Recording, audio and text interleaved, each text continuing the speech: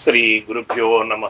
సుజ్ఞాన దీపమను గురు గీతల నుండి ఈవేళ మనం 3వ అధ్యాయమునందు 171వ శ్లోకాన్ని భక్తి శ్రద్ధలతో పరిశీలన చేసుకుందాం.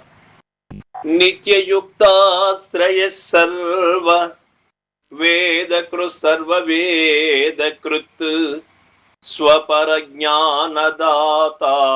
చ తం వందే గురుమీశ్వరం.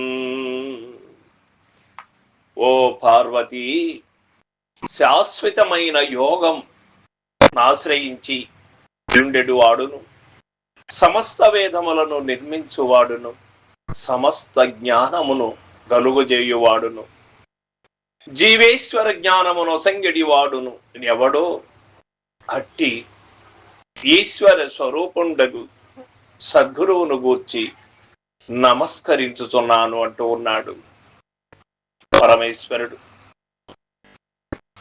నిత్యము కూడా శాశ్వతమైనటువంటిది, స్థిరమైనటువంటిది ఏదైతే ఉన్నదో దాన్ని ఆశ్రయించినటువంటి వాడు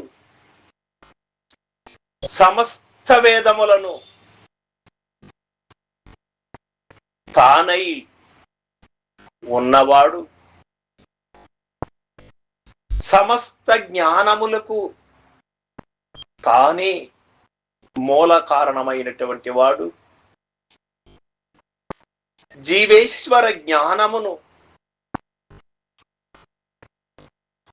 యావత్ ప్రపంచములకు నొసంగడి వాడును, అట్టి ఈశ్వర స్వరూపుడగు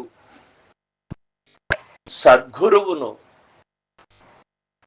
నమస్కరించుతున్నాను అంటూ ఉన్నాడు పరమేశ్వరుడు. ఆ పరమేశ్వరుడు చెబుతూ ఉన్నటువంటి వాక్యం యావత్ ప్రపంచమునకు శిరోధార్యం. ఎందుచేత అంటే చెప్పినటువంటి సత్యవాక్కును సామాన్యమైనటువంటి వ్యక్తి కాదు కదా, సాక్షాత్తు లయకారకుడైనటువంటి పరమశివుడే పార్వతీ మాత ద్వారా యావత్ ప్రపంచమునకు తెలియచేశాడు కనుక ఇది సత్యం.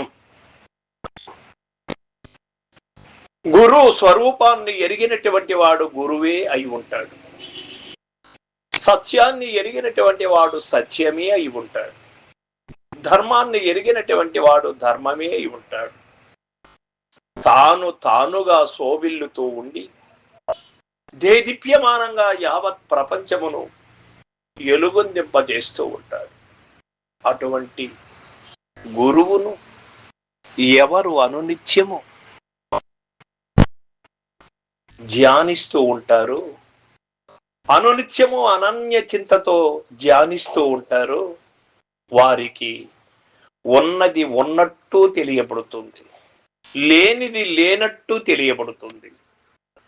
మానవుడికి ఉన్నటువంటి ఆపత్కరమైనటువంటి విషయం ఏమిటంటే ఉన్నది ఉన్నట్టు తెలియకపోవడం, లేనిది లేనట్టు తెలియకపోవడం.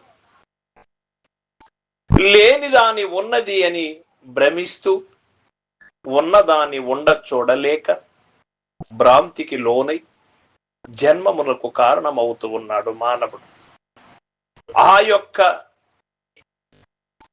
స్థితి నుండి నిజ స్థితికి చేరుకోవడానికి గురుమూర్తిని ఆధారం అందరికీ కూడా.